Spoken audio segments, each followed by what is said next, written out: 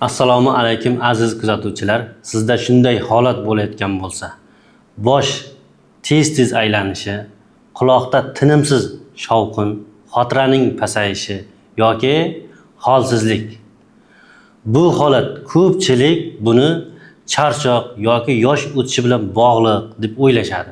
Lekin aslida bu narsa miyada tomirida qon aylanishini yaxshi emasligi. Bugun men sizlarga ana shu miyada tomirlarni ochuvchi, miyada qon aylanishini yaxshilovchi, miyani holatini yaxshilovchi tabiiy giyohlar haqida ma'lumot va tavsiyalar beraman. Inson miyasi organizmda eng ko'p kislorod talab qiladigan organlardan biri sanaladi. Ana shu miyada qon tomirlar toraysa, xolesterin bilan tiqilsa yoki qon quyuqlashsa, kislorod yetib borishi kam bo'ladi. Natijada quyidagi simptomlar yuzaga keladi. Hozirgina aytganimdek, bosh aylanishi, xotiraning pasayishi, diqqatning susayishi, charchoq, uyqusizlik. Agarda bu holat uzoq vaqt davom etadigan bo'lsa, hattoki insult xavfini ham oshirishi mumkin.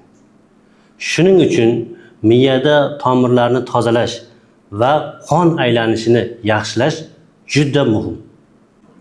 Bilasizmi, quloq va ko'z mayda kapillyar tomirlardan iborat. Ana shu tomirlar tiqilsa yoki siqilsa, ko'zda xiralashish hamda quloqqa shovqin paydo bo'ladi.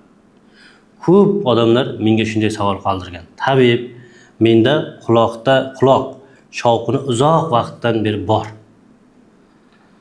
Bu holat aslida miya qon tomirlari bilan bog'liq bo'lgan muammo.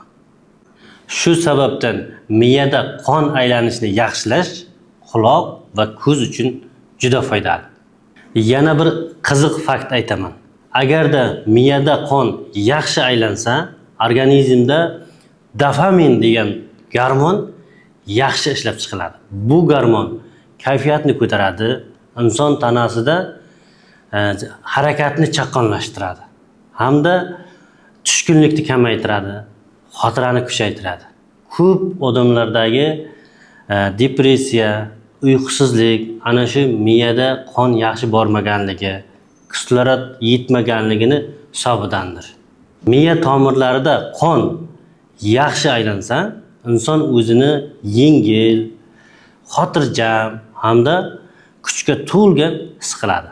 Tabobatda miya qon tomirlarini ochishda juda ham mashhur va shifobaxsh bo'lgan ikkita giyoh bor. Shulardan birinchisi ginkgo biloba o'simligi azizlar. Bu o'simlik miyada qon tomirlarida qon aylanishini yaxshilaydi. Kislorod oqimini yaxshilaydi.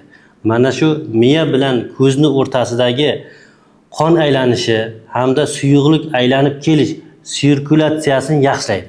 Natijada miya bilan ko'zni o'rtasidagi aloqa signalni yaxshilaydi. Undan tashqari qonni aylanib kelishini yaxshilagan holda quloqdagi shovqinni bartaraf qiladi. Ikkinchi giyohimiz sinigalovnik, ko'z tikoni ham deb aytiladi.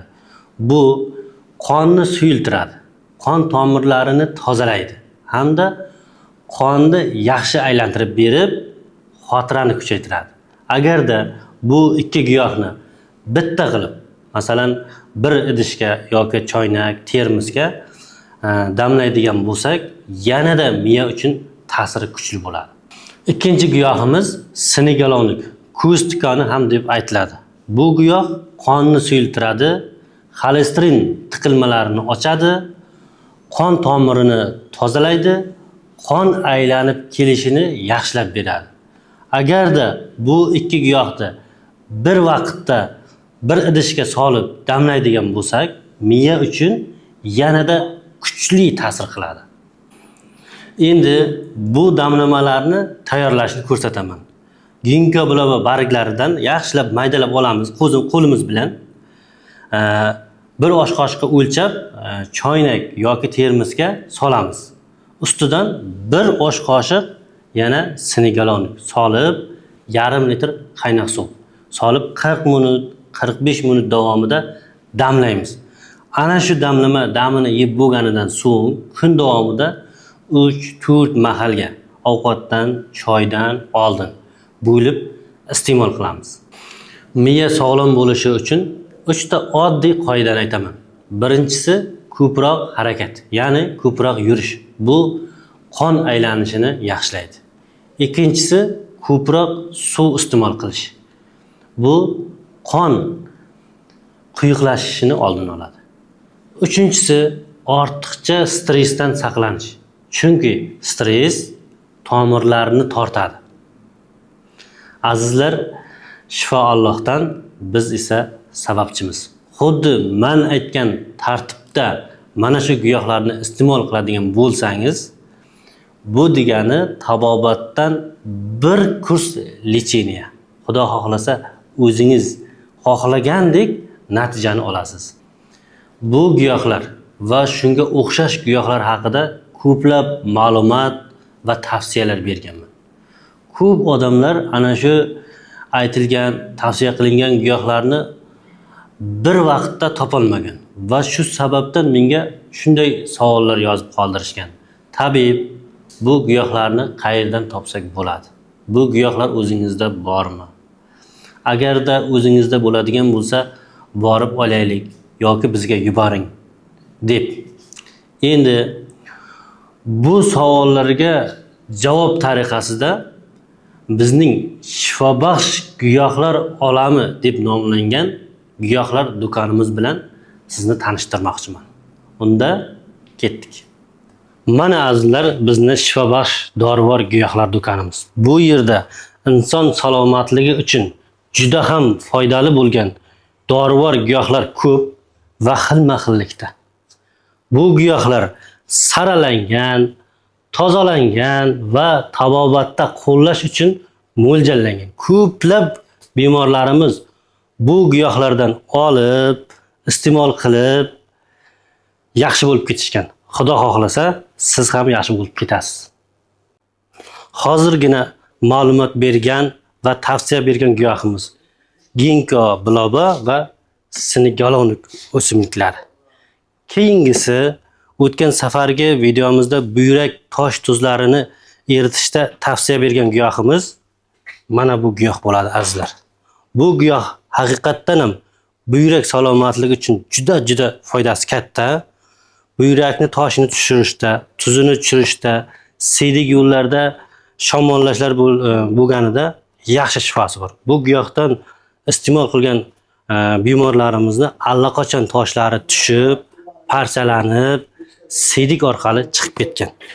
Yana bir shifosi zo'r bo'lgan giyohimiz, ayollarimiz sevib iste'mol qiladigan va sevganiga yarasha zo'r shifo qiladigan giyoh borovaya matka, krasnaya shetka. Bu giyoh haqida oldin ham ko'p ma'lumot berganman. Bu giyoh haqiqatdan ham gormonalniy muvozanatni yaxshilab beradi. Ya'ni bir tizimga qo'yib beradigan giyoh. Qalqonsimon bez faoliyatini yaxshilaydi. Buqoq, zubga foydasi bor. Undan tashqari kista, mioma, mastopatiya shu kabi kasalliklarni oldini oladi hamda davolaydi.